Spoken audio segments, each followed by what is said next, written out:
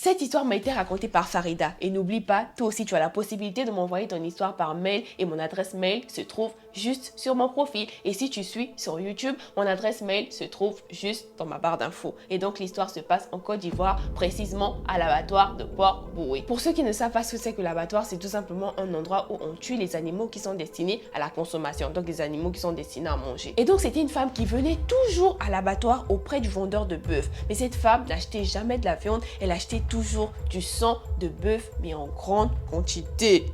Comme à ses habitudes, la femme vient à l'abattoir pour acheter du sang de bœuf. La dame avait une bague sur son doigt et donc elle retire sa bague pour ne pas salir la bague et elle dépose la bague sur la table du vendeur. Mais malheureusement, en partant, elle oublie sa bague sur la table du vendeur. Quelques minutes après, le vendeur voit la bague et il reconnaît la bague. Et donc, il savait que c'était la bague de sa cliente la plus fidèle. Il prend la bague et il décide de la garder pour elle. Il décide donc de prendre la bague pour la garder et de remettre la bague à la dame le jour où elle viendra pour acheter du sang de bœuf comme d'habitude. Et donc, le vendeur finit son service à l'abattoir. Il décide de rentrer chez lui. En rentrant chez lui, il prend la bague qu'il avait trouvée. Il met ça sur la commode à côté de son lit. Il avait une femme et des enfants. Et donc, la nuit tombe et tout le monde s'endort. Mais dans la nuit, aux environs de 2 h du matin, il entend des bruits provenant de la cuisine. Et donc, il décide d'aller voir. Quand il arrive de la cuisine, il était choqué de voir un gros python qui mangeait toute la viande qui se trouvait dans la cuisine. Le python était tellement énorme et terrifiant et donc il suçait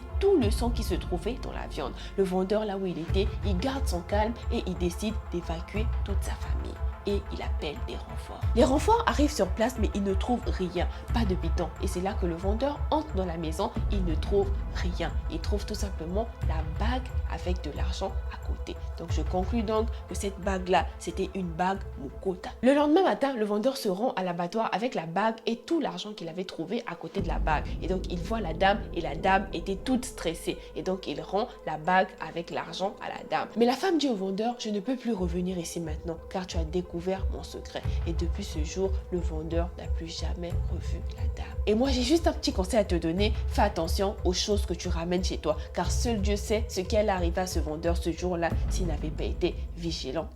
Et donc merci encore à toutes ces personnes qui m'envoient des dons et qui soutiennent mon travail. Ça me fait tellement plaisir de voir que mon contenu vous plaît autant. Et n'oublie pas que toi aussi tu as la possibilité de me faire des dons par Orange Money, par Wave ou par Sendwave si tu te trouves à l'étranger. Et donc tu trouveras le numéro juste dans ma bio Instagram. Et les dons ne doivent pas dépasser 1000 francs. C'est de 100 francs à 1000 francs CFA, pas plus. Si l'histoire t'a plu, laisse-moi ton avis dans les commentaires et moi je te fais plein de gros bisous. Et je te dis abonne-toi pour plus de vidéos. Bye bye!